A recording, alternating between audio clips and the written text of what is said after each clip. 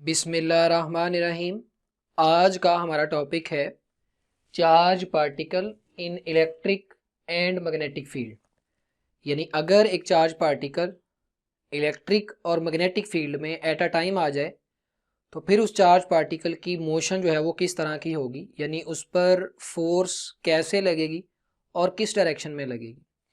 तो last lecture में हमने ये बात की थी कि अगर एक मूविंग चार्ज मैग्नेटिक फील्ड में आ जाता है तो मैग्नेटिक फील्ड उस मूविंग चार्ज पर एक फोर्स लगाता है, जिसका रिलेशन हमने ड्राइव किया था कि force on moving charge equal होती है Q into V cross B.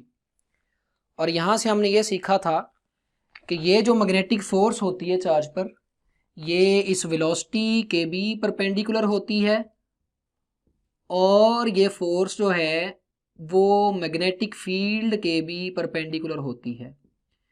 ये दो बातें हमने लास्ट लेक्चर में डिस्कस की थी। तो पहले हम ये बात कर लेते हैं कि अगर चार्ज पार्टिकल सिर्फ इलेक्ट्रिक फील्ड में हो तो फिर उस पर फोर्स कैसे लगती है और किस डायरेक्शन में लगती है। तो मैंने सपोज किया कि हमारे पास ये दो प्लेट्स हैं, ये एक पॉजिटिवली चार्ज प्लेट है और ये एक नेगेटिवली चार्ज प्लेट है। और आपको पता है पॉजिटिव से नेगेटिव की तरफ इलेक्ट्रिक फील्ड होता है और मैंने इलेक्ट्रिक फील्ड लाइंस को ग्रीन लाइन से रिप्रेजेंट किया है। अब अगर इस इलेक्ट्रिक फील्ड में एक चार्ज पार्टिकल आ जाता है, फॉर एग्जांपल अगर वो नेगेटिव चार्ज है और मैं ये सपोज करता हूँ कि वो नेगेटिव चार्ज इस डायरेक्शन में मूव कर रहा है, तो होगा क्या, इस नेगेटिव चार्ज को ये पॉजिटिव प्लेट अट्रैक्ट करेगी, यानी कि इस नेगेटिव चार्ज पर जो इलेक्ट्रिक फोर्स लगेगी उसकी डायरेक्शन हमारे पास ये आ जाएगी। इसको मैं FE से रिप्रेजेंट कर देता हूँ। अब चार्ज पर लगने वाली फोर्स जो इलेक्ट्रिक फील्ड लगाता है उसका रिलेशन हमारे पास होता है F is equal to QE। E हमारे पास है इलेक्ट्रिक फील्ड। अगर चार्ज पॉजिटिव है तो हमारे पास ये रिलेशन आ जाएगा QE, यानी इलेक्ट्रिक फील्ड और चार्ज पर लगने वाली फोर्स दोनों सेम डायरेक्शन में होंगी। और अगर चार्ज नेगेटिव है तो इधर माइनस साइन आ जाएगा। इसका मतलब ये है कि अब इलेक्ट्रिक फील्ड और चार्ज पर लगने वाली फोर्स दोनों ऑपोजिट डायरेक्शन में होंगी। यानी हम कह सकते हैं कि नेगेटिव चार्ज पर इलेक्ट्रिक फील्ड जो फोर्स लगाएगा वो इलेक्ट्रिक फील्ड की डायरेक्शन के ऑपोजिट होगी। रीज़न है ये वाला माइनस साइन। तो इस नेगेटिव चार्ज की अगर बात करें तो हमने सपोज किया है ये इधर को मूव कर रहा है, इसकी वेलोसिटी इधर को है। अब इलेक्ट्रिक फील्ड इस पर इधर को फोर्स लगाएगा, यानी फोर्स इस चार्ज की वेलोसिटी के ऑपोजिट लग रही है। तो स्टूडेंट्स, जब एक पार्टिकल इधर को जा रहा हो, फॉर एग्जांपल उसको एक फोर्स पीछे की तरफ खींचे तो उसकी इधर को जो वेलोसिटी होती है उसमें डिक्रीज आना शुरू हो जाता है। और जब वेलोसिटी डिक्रीज होती है तो हम कहते हैं पार्टिकल में डिसलरेशन प्रोड्यूस हो रहा है। तो हम कह सकते हैं कि इस नेगेटिव चार्ज को ये इलेक्ट्रिक फोर्स डिसलरेट करेगी। लेकिन अगर एक पॉजिटिव चार्ज हो और वो इसी इलेक्ट्रिक फील्ड में टुवर्ड्स राइट मूव करे, अब क्या होगा, पॉजिटिव चार्ज के केस में मैंने आपको बताया इलेक्ट्रिक फील्ड और फोर्स दोनों सेम डायरेक्शन में होंगे। यानी कि इस पॉजिटिव चार्ज पर जो इलेक्ट्रिक फील्ड फोर्स लगाएगा वो नेगेटिव प्लेट की तरफ होगी और ऑफ कोर्स पॉजिटिव चार्ज को नेगेटिव प्लेट ही अट्रैक्ट करेगी। लिहाजा इस पॉजिटिव चार्ज पर जो इलेक्ट्रिक फोर्स होगी वो भी इसी डायरेक्शन में आ जाएगी टुवर्ड्स राइट। यानी कि पॉजिटिव चार्ज पर लगने वाली इलेक्ट्रिक फोर्स और उसकी वेलोसिटी दोनों सेम डायरेक्शन में हो गई। तो अगर एक पार्टिकल इधर को जा रहा है और हम उस पर फोर्स भी इधर को लगा देते हैं तो उसकी वेलोसिटी में इंक्रीज आना शुरू हो जाएगा। यानी हम कह सकते हैं कि पार्टिकल एक्सेलरेट होगा। तो यहाँ भी चार्ज पार्टिकल पर लगने वाली फोर्स और वेलोसिटी दोनों सेम डायरेक्शन में है। लिहाजा इसी इलेक्ट्रिक फील्ड में ये पॉजिटिव चार्ज जो है इसे इलेक्ट्रिक फोर्स एक्सेलरेट करेगी, यानी इसकी वेलोसिटी को बढ़ा देगी। तो दो पॉइंट्स आ गए कि चार्ज पार्टिकल को इलेक्ट्रिक फोर्स डिसलरेट भी कर सकती है और एक्सेलरेट भी कर सकती है। अब ये दोनों चार्ज पार्टिकल तो मूव कर रहे थे। अगर एक चार्ज पार्टिकल इलेक्ट्रिक फील्ड में रेस्ट में पड़ा हो तो फिर उस पर फोर्स किधर को लगेगी। स्टूडेंट, इस रिलेशन को देखें, ये फोर्स इलेक्ट्रिक फोर्स है और ये इलेक्ट्रिक फोर्स चार्ज पार्टिकल की वेलोसिटी पर डिपेंड नहीं कर रही। इस रिलेशन में कहीं भी वेलोसिटी नहीं है, यानी कि चार्ज पार्टिकल मूव करे या ना करे उस पर इलेक्ट्रिक फील्ड ने फोर्स लगानी है। तो अगर ये एक पॉजिटिव चार्ज है जो मूव नहीं कर रहा, उसकी वेलोसिटी 0 है, तो इस पॉजिटिव चार्ज को नेगेटिव प्लेट अपनी तरफ खींच लेगी, यानी कि इस चार्ज पर अब इलेक्ट्रिक फोर्स इधर को लगेगी। हम कह सकते हैं इलेक्ट्रिक फोर्स का चार्ज की वेलोसिटी के साथ ताल्लुक नहीं है। चार्ज चाहे मूव करे या ना करे, इलेक्ट्रिक फोर्स की वैल्यू जो है वो सिर्फ Q और इलेक्ट्रिक फील्ड की वैल्यू पर डिपेंड करेगी। अब ये तो वो केस था जिसमें चार्ज पार्टिकल या तो फील्ड के पैरेलल मूव कर रहा था या एंटी पैरेलल मूव कर रहा था या रेस्ट की कंडीशन में था। अगर चार्ज पार्टिकल इलेक्ट्रिक फील्ड के परपेंडिकुलर एंटर हो, यानी ये एक पॉजिटिव चार्ज है और ये ऊपर की डायरेक्शन में इस फील्ड में एंटर हो रहा है, यानी इसकी वेलोसिटी ऊपर की डायरेक्शन में है, तो अभी वेलोसिटी और इलेक्ट्रिक फील्ड का आपस में जो एंगल है वो स्टूडेंट्स 90 डिग्री है। तो जब चार्ज पार्टिकल इलेक्ट्रिक फील्ड में परपेंडिकुलरली एंटर होगा तो याद रखिएगा वो चार्ज पार्टिकल डिफ्लेक्ट हो जाएगा, यानी अब ये चार्ज पार्टिकल इधर को नहीं, सीधा नहीं मूव करेगा, इसको नेगेटिव प्लेट अपनी तरफ खींचेगी, तो ये इधर से इस तरह से ये वाला पाथ बना के इधर को चला जाएगा। तो हम कह सकते हैं कि चार्ज पार्टिकल अगर इलेक्ट्रिक फील्ड में है तो इलेक्ट्रिक फोर्स उसे एक्सेलरेट भी करवा सकती है, ये हमने यहाँ पर देखा। इलेक्ट्रिक फोर्स उस पार्टिकल को, चार्ज पार्टिकल को डिसलरेट भी करवा सकती है, ये हमने यहाँ देखा। और इलेक्ट्रिक फोर्स चार्ज पार्टिकल को डिफ्लेक्ट भी कर सकती है, यानी उसके पाथ को भी चेंज कर सकती है, और ये हमने इस वाली एग्जांपल में डिस्कस किया।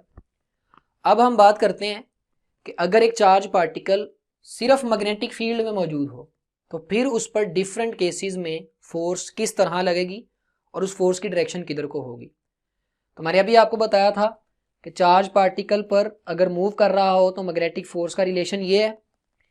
तो इस रिलेशन की अगर मैग्नीट्यूड की बात करें तो फोर्स हमारे पास आ जाएगी QVB साइन थीटा। इस V क्रॉस B को हमने लिखा है VB साइन थीटा, क्योंकि मैग्नीट्यूड की बात की है तो मैंने यूनिट वेक्टर नहीं लिया।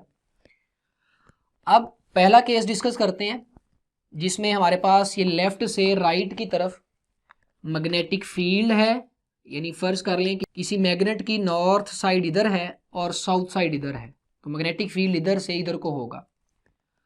अब ये चार्ज पार्टिकल है, पॉजिटिव है, ये मैग्नेटिक फील्ड के बिल्कुल पैरेलल मूव कर रहा है, उसकी वेलोसिटी है लेकिन वेलोसिटी मैग्नेटिक फील्ड के पैरेलल है। अगर वेलोसिटी मैग्नेटिक फील्ड के पैरेलल हो जाए तो मैंने आपको लास्ट लेक्चर में बताया था ये थीटा एंगल है बिटवीन V एंड B। अगर V और B पैरेलल हो जाएंगे तो हमारे पास थीटा 0 हो जाएगा और साइन 0 की वैल्यू हमारे पास 0 होती है, लिहाजा इस चार्ज पर जो मैग्नेटिक फोर्स लगेगी उसकी वैल्यू 0 होगी, यानी मैग्नेटिक फील्ड इस चार्ज पर फोर्स नहीं लगाएगा।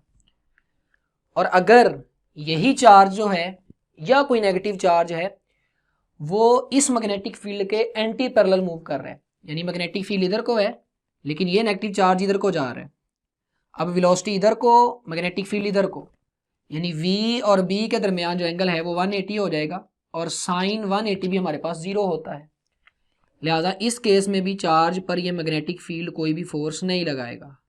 तो हमारे पास 2 पॉइंट आए कि अगर चार्ज पार्टिकल मैग्नेटिक फील्ड के पैरेलल मूव कर रहा है या एंटी पैरेलल मूव कर रहा है, चाहे वो पॉजिटिव है चाहे वो नेगेटिव है, तो उस पर मैग्नेटिक फील्ड कोई भी फोर्स नहीं लगाएगा। इसी तरह अगर एक चार्ज पार्टिकल मैग्नेटिक फील्ड में रेस्ट की कंडीशन में पड़ा है, चाहे वो पॉजिटिव चार्ज है या वो नेगेटिव चार्ज है, तो स्टूडेंट जब V 0 हो जाएगा यानी वो रेस्ट की कंडीशन में होगा, तो V 0 होगा तो मैग्नेटिक फोर्स भी 0 आ जाएगी, यानी हम कह सकते हैं कि इस केस में भी चार्ज पार्टिकल पर मैग्नेटिक फील्ड कोई फोर्स नहीं लगाएगा। तो अगर मैग्नेटिक फील्ड फोर्स नहीं लगाएगा तो ये रेस्ट में ही रहेगा यहाँ पर, और अगर इस पर मैग्नेटिक फील्ड फोर्स नहीं लगाएगा तो ये जिधर को जा रहा है उधर को ही मूव करता रहेगा, और अगर इस पर मैग्नेटिक फील्ड फोर्स नहीं लगाएगा तो ये चार्ज पार्टिकल जिधर को जा रहा है उधर को ही जाता रहेगा। यानी हमने ये सीखा कि अगर चार्ज पार्टिकल मैग्नेटिक फील्ड के पैरेलल मूव कर रहा है या एंटी पैरेलल मूव कर रहा है तो अपनी डायरेक्शन में मूव करता रहेगा जिधर को वो पहले जा रहा था, और अगर चार्ज पार्टिकल रेस्ट में है तो वो रेस्ट में ही रहेगा। सेकंड केस की बात करते हैं। अगर एक चार्ज पार्टिकल जो है वो मैग्नेटिक फील्ड के परपेंडिकुलरली जो है वो एंटर हो जाए, यानी थीटा 90 हो जाए, तो फिर हम देखते हैं फोर्स की डायरेक्शन क्या होगी। जब V और B के दरमियान एंगल थीटा 90 हो जाएगा तो फोर्स मैक्सिमम आएगी और थीटा 90 के केस में हमारे पास जो फोर्स होगी स्टूडेंट, उसकी मैग्नीट्यूड आ जाएगी QVB, क्योंकि साइन 91 हो जाएगा। लिहाजा अगर चार्ज मैग्नेटिक फील्ड के परपेंडिकुलर एंटर हो रहा है तो उस पर मैक्सिमम फोर्स लगनी है। अब हम उस फोर्स की डायरेक्शन निकालते हैं। फर्ज कर लें हमारे पास ये एक एरिया है जहां पे magnetic field into the page है, क्रॉस रिप्रेजेंट करता है कि magnetic field into the page है, और यहां पर एक पॉजिटिव चार्ज है, वो पॉजिटिव चार्ज इस डायरेक्शन में मूव करता हुआ इस फील्ड में एंटर हुआ है। तो वेलोसिटी चार्ज पार्टिकल की ये है और मैग्नेटिक फील्ड अंदर की तरफ है, तो दोनों के दरमियान एंगल जो है वो ये देखेंगे 90 होगा, यानी फोर्स मैक्सिमम लगेगी। इस फोर्स की डायरेक्शन अगर निकालनी है इस पॉजिटिव चार्ज पर लगने वाली, तो मैंने आपको सिखाया था right hand palm rule. Thumb करेंगे चार्ज की वेलोसिटी की तरफ और अपनी फिंगर्स करेंगे मैग्नेटिक फील्ड की तरफ, तो इस चार्ज पर यहाँ पर जो फोर्स लगेगी वो पाम पर नॉर्मल होगा, यानी इधर को होगी हमारे पास फोर्स, टुवर्ड्स सेंटर होगी। लिहाजा इस चार्ज पर इस पॉइंट पर जो फोर्स लगेगी वो इधर को होगी, मैग्नेटिक फोर्स टुवर्ड्स सेंटर आ जाएगी। इससे इस चार्ज पार्टिकल का पाथ जो है वो चेंज हो जाएगा, स्ट्रेट नहीं जाएगा, मुड़ जाएगा ये। अब फर्ज कर लें चार्ज पार्टिकल यहाँ आ गया, अब उसकी वेलोसिटी की डायरेक्शन ये है और मैग्नेटिक फील्ड इनवर्ड है। अब देखें ज़रा, फिंगर्स मैंने की मैग्नेटिक फील्ड की तरफ, थंब किया वेलोसिटी की तरफ, अब पाम नीचे की तरफ डायरेक्शन बता रही है मुझे, लिहाजा यहाँ इस चार्ज पर इधर को फोर्स लगेगी। फिर इस चार्ज पार्टिकल का पाथ बेंट होगा, यहाँ आएगा, अब उसकी वेलोसिटी इधर को है, और अगर हम यहाँ पे राइट हैंड पाम रूल लगाएं तो हमें फोर्स की डायरेक्शन इधर को मिलेगी। फिर चार्ज का पाथ बेंट हो जाएगा, चार्ज यहाँ आएगा, उसकी वेलोसिटी इधर को होगी, क्योंकि इधर से बेंट हो रहा था वो इधर को जाना चाहता है, लेकिन मैग्नेटिक फोर्स जब उस पर लगेगी किधर को, टुवर्ड्स सेंटर, तो वो दोबारा से अपने पाथ को बेंड कर लेगा। यानी हम कह सकते हैं अगर एक चार्ज पार्टिकल मैग्नेटिक फील्ड में परपेंडिकुलरली एंटर हो रहा है तो उस पर फोर्स मैक्सिमम होगी, और उस फोर्स की वजह से वो चार्ज पार्टिकल उस मैग्नेटिक फील्ड में सर्कुलर मोशन करेगा। तो याद रखिएगा, जब चार्ज पार्टिकल मैग्नेटिक फील्ड में परपेंडिकुलरली एंटर हो, चाहे वो नेगेटिव है चाहे वो पॉजिटिव है, वो सर्कुलर मोशन करेगा। केस 3 की बात करते हैं। अगर वेलोसिटी ना पैरेलल है, ना एंटी पैरेलल है, ना परपेंडिकुलर है, बल्कि मैग्नेटिक फील्ड बी, ये मैग्नेटिक फील्ड बी है, इसके साथ एक एंगल थीटा बना रही है, तो इस केस में इस वी के दो कंपोनेंट आ जाएंगे। एक ये वाला कंपोनेंट होगा हमारे पास हॉरिजॉन्टल और एक वर्टिकल। अब अभी आपको बताया कि अगर वेलोसिटी पैरेलल है तो उस डायरेक्शन में मैग्नेटिक फील्ड फोर्स नहीं लगाएगा, लिहाजा ये वाला कंपोनेंट कभी भी चेंज नहीं होना। ये कंपोनेंट चूंकि बी के परपेंडिकुलर है तो ये चेंज होगा। और अभी सीखा अगर वेलोसिटी बी के परपेंडिकुलर है तो चार्ज क्या करेगा, सर्कुलर मोशन। तो यहाँ ऊपर वाली वेलोसिटी की वजह से मैग्नेटिक फील्ड चार्ज पार्टिकल पर फोर्स लगाएगा और वो ये चार्ज पार्टिकल जो है ये सर्कल में घूमेगा, लेकिन ये वेलोसिटी उसको आगे की तरफ भी लेके जाएगी क्योंकि वो हॉरिजॉन्टल डायरेक्शन में है। लिहाजा ये वाला चार्ज पार्टिकल यहाँ पे सर्कुलर मोशन भी करेगा और आगे को भी मूव करेगा, यानी फॉरवर्ड भी मूव करेगा। तो इस केस में हमारे पास चार्ज पार्टिकल का जो पाथ होगा वो हेलिकल होगा, जैसे स्प्रिंग होता है, यानी वो इधर से स्टार्ट होगा और ऐसे मूव करता हुआ इधर को जाएगा, सर्कुलर मोशन भी करेगा और हॉरिजॉन्टल मोशन भी करेगा। अब हम बात करते हैं कि अगर एक चार्ज पार्टिकल ऐसे एरिया में आ गया जहां इलेक्ट्रिक फील्ड भी है, मैग्नेटिक फील्ड भी है, तो अब उस पर फोर्स किधर को लगेगी और कैसे लगेगी। तो फर्ज कर लें ये पहले हमारे पास एक इलेक्ट्रिक फील्ड है, ये पॉजिटिव प्लेट है, ये नेगेटिव प्लेट है। यहाँ एक पॉजिटिव चार्ज इधर को इस फील्ड में एंटर हो रहा है, तो पॉजिटिव चार्ज को नेगेटिव प्लेट अट्रैक्ट करेगी, लिहाजा इस इलेक्ट्रिक फील्ड की वजह से इस पॉजिटिव चार्ज पर जो फोर्स लगेगी उसकी वजह से वो नीचे को मुड़ जाएगा, यानी इलेक्ट्रिक फोर्स की डायरेक्शन हमारे पास नीचे को आ जाएगी। अब फर्ज करें मैं इसी एरिया में एक मैग्नेटिक फील्ड लगा देता हूं इनटू द पेज। अगर magnetic field into the page होगा तो अब इस चार्ज पार्टिकल पर मैग्नेटिक फील्ड भी फोर्स लगाएगा। चूंकि ये चार्ज इधर को जा रहा है, मैग्नेटिक फील्ड इनवर्ड है, तो वेलोसिटी इधर को, मैग्नेटिक फील्ड अंदर को, एंगल 90 हो जाएगा। लिहाजा इस चार्ज पर मैग्नेटिक फील्ड भी अब फोर्स लगाएगा। इस पर लगने वाली मैग्नेटिक फोर्स की हम डायरेक्शन फाइंड करते हैं, उसके लिए हम right hand palm rule use कर सकते हैं। तो ये हमारे पास चार्ज की वेलोसिटी है, magnetic field into the page है, लिहाजा इस चार्ज पार्टिकल पर मैग्नेटिक फील्ड जो फोर्स लगाएगा उसकी वजह से ये चार्ज पार्टिकल ऊपर को मूव करेगा। तो ये ऊपर की डायरेक्शन में इस चार्ज पार्टिकल पर लगने वाली मैग्नेटिक फोर्स आ जाएगी।